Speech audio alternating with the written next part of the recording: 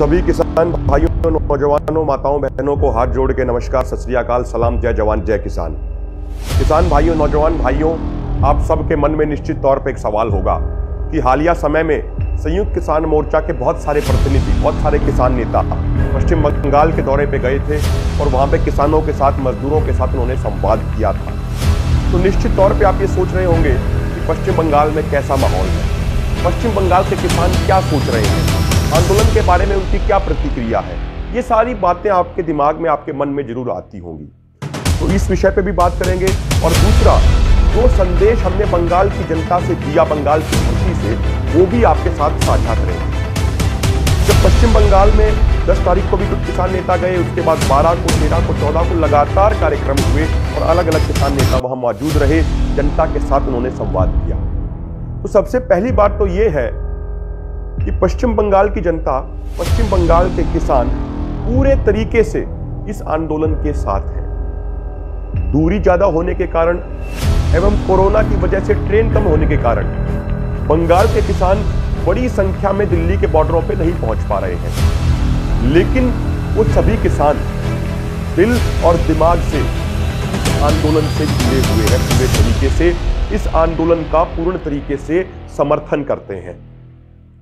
दूसरी बात यह थी कि हमारे मन में भी एक सवाल था कि भाई वहां पे बंगाली भाषा बोली जाती है ज्यादातर गांव के अंदर, और हम हिंदी में या पंजाबी में अपनी बात रखेंगे। लेकिन हमें एक चीज महसूस हुई वहां जाने के बाद कि जब बात दिल से बोली जाती है और सुनने वाले दिल से सुनते हैं, तो बीच में भाषा आड़े नहीं आती, भाषा का बैरिकेड अपने आप टूट जाता है। तो हमारे सभी किसान नेताओं ने जब किसानों की पीड़ा को अपने दिल से बताया और वो पीड़ा किसानों के दिल तक पहुंची, तो सारी बातें अपने आप क्लियर होती चली गई। एक एक बात वहां के किसानों और मजदूरों को समझ में आई। तो सबसे महत्वपूर्ण बात तो यह है कि आंदोलन को लेके बंगाल में माहौल पॉजिटिव है। जो सभी किसान नेताओं ने बड़ी बड़ी सभाएं, बड़ी बड़ी रैलियां की, उससे किसानों और मजदूरों के पक्ष में और भी ज्यादा अच्छा माहौल बना और किसानों और मजदूरों के मुद्दे अब धीरे धीरे करके पश्चिम बंगाल के चुनाव का मुख्य एजेंडा बनते जा रहे हैं। और यह सबसे बड़ी बात है। जब हम वहां बंगाल में थे, अगर हम बात करें संदेश की कि हमने बंगाल की जनता से क्या संदेश दिया, तो हमने एक बात साफ तौर पे कही कि हम किसी का चुनाव प्रचार करने नहीं आए हैं, हम किसी के लिए वोट मांगने नहीं आए हैं। हम तो सिर्फ एक बात कहने आए हैं कि जो बीजेपी और आरएसएस की सरकार किसानों की भावनाओं का सम्मान नहीं कर रही है, जो बीजेपी की सरकार किसानों की शहादत का मजाक उड़ा रही है, जो बीजेपी की सरकार किसान आंदोलन को अपमानित करने का प्रयास कर रही है, उस बीजेपी की सरकार को कड़ा सबक सिखाइए। आगामी चुनावों में उस बीजेपी को वोट मत देना, अन्य किसी को भी दे देना, पर बीजेपी को वोट मत देना। यह अपील लेके हम बंगाल के किसानों, नौजवानों और मजदूरों के बीच में गए थे। दूसरी एक मुख्य बात यह भी है कि बंगाल में किसानों को एमएसपी बिल्कुल भी नहीं मिलता है। वहां पे भी बहुत सारी फसलें पैदा की जाती हैं किसानों द्वारा, धान की बड़ी मात्रा में पैदावार होती है, लेकिन वहां पे किसानों को, कुछ किसान तो ऐसे थे जिनको एमएसपी शब्द ही जिन्होंने नहीं सुना था, एमएसपी मिलने की बात दूर है। तो वहां पे किसानों का बहुत ज्यादा शोषण है, प्रोक्यूरमेंट भी बिल्कुल सही तरीके से नहीं है। तो जब एमएसपी के बारे में वहां के किसानों को विस्तार से सभी नेताओं ने बताया, तो वहां के लोगों में और भी जागरूकता आई।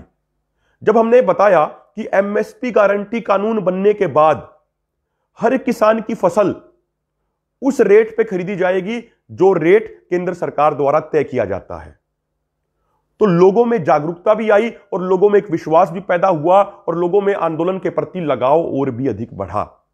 वहां पे हमने उनको बताया कि पिछले 17 सालों में जो भारत के किसानों को उचित एमएसपी नहीं मिला, जिस एमएसपी का वादा सरकारों ने किया था, तो उसके कारण भारत के किसानों को 45 लाख करोड़ का नुकसान हुआ और किसानों पर टोटल कर्जा कितना है, मात्र 10 लाख करोड़ का, 12 लाख करोड़ का। तो जब ये चीजें जनता तक गई तो उसका एक बहुत पॉजिटिव माहौल वहां पे बना। एक अन्य बात हमने वहां के लोगों को यह भी कही कि अभी बीजेपी के बहुत सारे नेता आ रहे हैं बंगाल में, आने वाले समय में और भी अधिक आएंगे, प्रधानमंत्री के दौरे भी हो रहे हैं, आगे भी होंगे, गृह मंत्री के भी दौरे हो रहे हैं। जिस भी राज्यों में ये जाते हैं या जहां भी चुनाव होते हैं, तो ये बड़ी लुभावनी बातें करते हैं। हमने उनको याद दिलाया जनता को कि 2014 के लोकसभा चुनाव से पहले प्रधानमंत्री मोदी ने ही कहा था कि पहली कलम से स्वामीनाथन आयोग की रिपोर्ट को लागू करेंगे, C2+50% फार्मूले के अनुसार फसलों का एमएसपी देंगे। जिस C2+50% फार्मूले के अनुसार गेहूं का एमएसपी 3,150 रुपए क्विंटल बनता है पूरे देश की यदि एवरेज निकालें तो। उसके बाद हमने बताया कि इन्होंने उत्तर प्रदेश में वादा किया था कि ये किसानों की कर्ज माफी करेंगे, लेकिन 1 रुपए के चेक दिए, 2 रुपए के चेक दिए सरकार बनने के बाद। हमने किसानों को यह भी याद दिलाया कि ये वही सरकार है जब 2014 में सत्ता में आई थी तो इस सरकार ने सबसे पहला निर्णय यह लिया था कि जो राज्य सरकारें गेहूं और धान पे किसानों को बोनस देती थी वो बोनस इन्होंने बंद करा दिया था।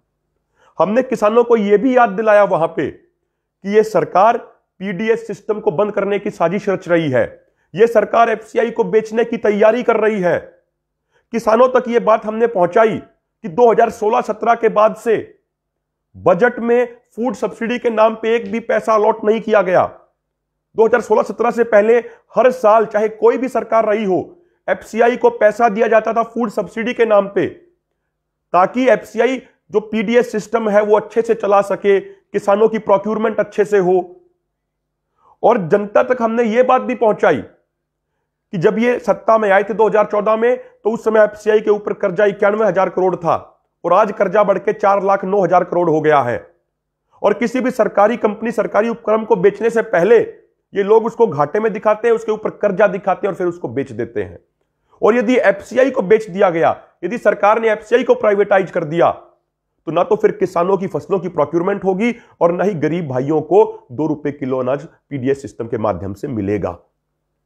ये बातें लोगों को टच की, लोगों ने इन चीजों को समझा कि ये जो दिल्ली के बॉर्डरों पे जो लाखों किसान बैठे हैं, ये किसान हर राज्य के किसान की लड़ाई लड़ रहे हैं। ये किसान पूरे देश के किसानों की लड़ाई लड़ रहे हैं, पूरे देश को बचाने की लड़ाई लड़ रहे हैं। हर उस व्यक्ति, हर उस जीव जंतु की लड़ाई लड़ रहे हैं जिसका रोटी पर अधिकार है, जिसका खाने पर अधिकार है। तो ये मनुष्यों के साथ साथ पशु और पक्षियों को बचाने की भी लड़ाई लड़ रहे हैं, क्योंकि खाने पे उनका भी अधिकार है। ये बातें लोगों को समझ में आई। फिर हमने लोगों को यह भी बताया कि सत्ता में आने से पहले इन्होंने कहा था कि 2 करोड़ रोजगार देंगे। रोजगार देने की बात तो दूर, पिछले 1 साल में 10 करोड़ रोजगार खत्म कर दिए। इन्होंने कहा था 15 लाख रुपए खातों में भेजेंगे। एक भी पैसा देने की बात तो दूर, इन्होंने पूरे देश का पैसा बैंकों में जमा करा दिया और देश के सभी लोगों को परेशान किया। हमने लोगों को यह भी बताया कि जो ये रोजगार देने की बात करते थे, आज के दिन पिछले 45 वर्षों में बेरोजगारी सबसे उच्च स्तर पे है। हमने किसानों को यह भी याद दिलाया कि ये सरकार बार बार नारा देती थी कि 2022 तक किसानों की आय दोगुनी करेंगे, लेकिन इनके कार्यकाल में सभी फसलों के दाम आधे से भी कम हो गए। और वो कौन सा ऐसा गणित का टीचर है जिससे ये पढ़े हैं कि ये फसलों के दाम आधे से भी कम करके किसानों की आय दोगुनी कर देंगे? ऐसा कौन सा फॉर्मूला है? लोगों तक हमने ये बात पहुंचाई।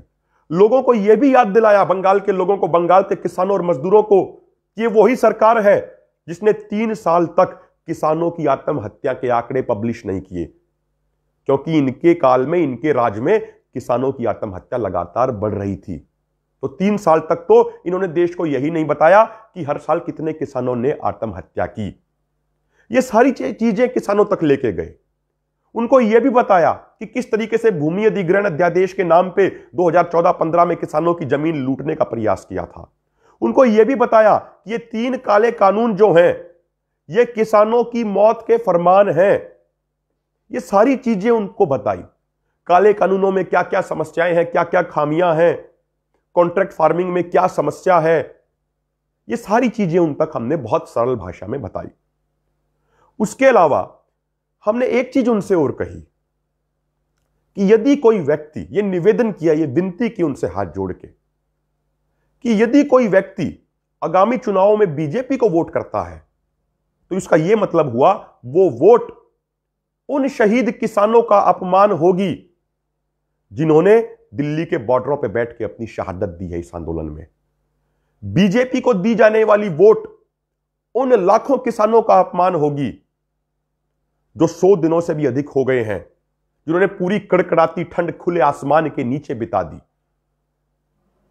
तो हमने सबसे निवेदन यह किया कि उन शहीद किसानों के सम्मान में इस किसान आंदोलन के समर्थन में देश को आगे बढ़ाने के लिए बीजेपी को वोट मत देना, अन्य किसी भी पार्टी को दे देना जिसको आपका मन करे। और हमने एक चीज और भी स्पष्ट कर दी कि हमारी किसी पार्टी के साथ कोई निजी दुश्मनी नहीं है, हमारी बीजेपी के साथ भी कोई निजी दुश्मनी नहीं है, लेकिन यह बीजेपी पार्टी किसानों के खिलाफ नीतियां बना रही है, मजदूरों के खिलाफ काम कर रही है, नौजवानों के लिए रोजगार नहीं दे रही है, सामाजिक भाईचारे को तोड़ने का काम कर रही है। इसीलिए इस बीजेपी का विरोध जरूरी है। यदि यह बीजेपी की सरकार हमारी मांगों को पूरा कर देती है, तीनों काले कानून वापस ले लेती है, एमएसपी गारंटी कानून लागू कर देती है, तो हमें इनसे फिर कोई दिक्कत नहीं है, इनसे कोई निजी दुश्मनी नहीं है। और साथियों, अंत में हमने उनसे एक बात और निवेदन किया जो बहुत महत्वपूर्ण है। अपने किसान समाज की भी एक कमी है, एक गलती है, अपने मजदूर समाज की, नौजवान समाज की, किसान समाज की, और वो हमें स्वीकार भी करनी चाहिए। और जब हम स्वीकार करते हैं किसी गलती को, तो ही फिर उस गलती को दूर कर पाते हैं। और हमारी गलती यह है कि जब भी चुनाव आते हैं तो ये राजनेता हमें धर्म, जाति, संप्रदाय, क्षेत्र में बांट के हमारी वोट लूट लेते हैं हमसे। ये 2000 के नोट में और शराब की बोतल में हमारी वोट ले जाते हैं। हमारा समाज कभी अपने सामाजिक मुद्दों पर वोट डालता ही नहीं है, कभी खेती किसानी के मुद्दों पे वोट नहीं डालता, कभी मजदूरों के मुद्दे पे वोट नहीं डालता, कभी रोजगार के मुद्दे पे वोट नहीं डालता, कभी सामाजिक भाईचारे के मुद्दे पर वोट नहीं डालता। जिस दिन हमारा समाज अपने सामाजिक मुद्दों के आधार पर वोट डालने लगेंगे तो किसी भी पार्टी की औकात नहीं होगी कि वो किसानों को नजरअंदाज कर दे या फिर कोई पार्टी किसानों के खिलाफ कानून बना दे। जिस दिन हम किसान बन के वोट डालेंगे, जिस दिन हम मजदूर बन के वोट डालेंगे, जिस दिन हम नौजवान बन के वोट डालेंगे, उस दिन सभी पार्टियों की मजबूरी हो जाएगी हमारी इज्जत करना, हमारी बातों को सुनना, हमारे अनुसार नीतियां बनाना। तो ये हमने उनसे अपील की। और एक नया रिपोर्ट आई है वो भी उनके साथ साझा की। एक भारत के ही एक आईआईटीएन जो अमेरिका में जाके सेटल हो गए काफी साल पहले, नासा में भी साइंटिस्ट रहे, उन्होंने अमेरिका के अंदर, अमेरिका के ग्रामीण इलाकों में 10,000 किलोमीटर की साइकिल यात्रा, 10,000 किलोमीटर की यात्रा की उन्होंने हालिया समय में अपने कुछ साथियों के साथ गाड़ियों में। उन्होंने जो रिपोर्ट दी है, यह रिपोर्ट जानना पूरे देश के लिए बड़ा जरूरी है, देश की जनता के लिए। उस रिपोर्ट का उनका बेसिस यह था कि जो पिछले 40 सालों में अमेरिका में जो मुक्त बाजार की नीतियां रही, उन नीतियों से किसानों के ऊपर क्या प्रभाव पड़ा। यह चीज जाननी इसलिए जरूरी है क्योंकि जो नीति, जो ये 3 काले कानून हमारे देश में लाए जा रहे हैं अभी, ये भी मुक्त बाजार की नीतियों के तहत ही लाए जा रहे हैं। तो उन लोगों ने जो पूरे अमेरिका के ग्रामीण इलाके में जो घूमे, 10,000 किलोमीटर की यात्रा की, उससे बड़े चौंकाने वाली चीजें सामने निकल के आई। ये निकल के आया कि इन 40 सालों की मुक्त बाजार की नीतियों ने अमेरिका के किसानों को कंगाल कर दिया, अमेरिका के किसानों को बर्बाद कर दिया। उन्होंने बहुत सारे ऐसे किसानों की जिक्र किया है उसमें जो पहले खेती करते थे, उनके सारे खेत बिक गए, उनके पशु बिक गए, और आज वो किसी कंपनी में छोटी मोटी नौकरी करने पे मजबूर हैं। यानी किसान को नौकर बना दिया मुक्त बाजार की नीतियों ने। उसमें यह भी बताया गया कि अमेरिका के किसानों के ऊपर इस समय 425 बिलियन यूएस डॉलर यानी लगभग 30 लाख करोड़ रुपए का कर्जा है। उस रिपोर्ट में यह भी बताया गया है कि मुक्त बाजार की नीतियां जब से लागू हुई तो आज के दिन हालात यह है कि वहां के किसानों को जिंदा रखने के लिए, सिर्फ जिंदा रखने के लिए, वहां की सरकार हर किसान को प्रति वर्ष 42 लाख रुपए की सब्सिडी देती है। 42 लाख रुपए की। उस रिपोर्ट में यह भी कहा गया कि पिछले 20 सालों में वहां के किसानों की लागत 3 गुना बढ़ गई, लेकिन जो उनका फार्म गेट प्राइस है वो 1865 वाला है, जो 155 साल पहले था।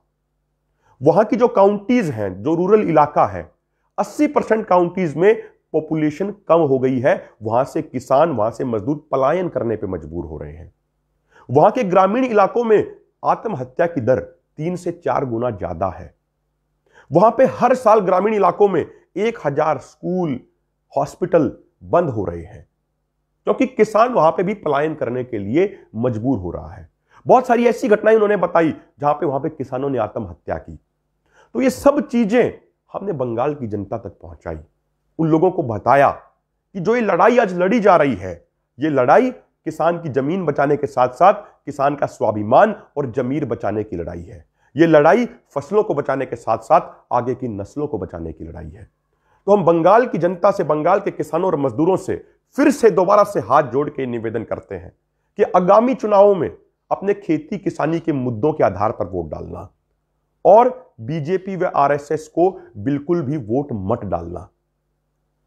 यह बीजेपी वो पार्टी है जो किसानों की शहादत का मजाक उड़ाती है, जो किसानों का अपमान करती है, जो किसानों को आतंकवादी, खालिस्तानी बोलती है, उनके ऊपर विदेशी फंडिंग के झूठे आरोप लगाती है। तो इस बीजेपी को वोट मत डालना, अन्य किसी भी पार्टी को डाल देना।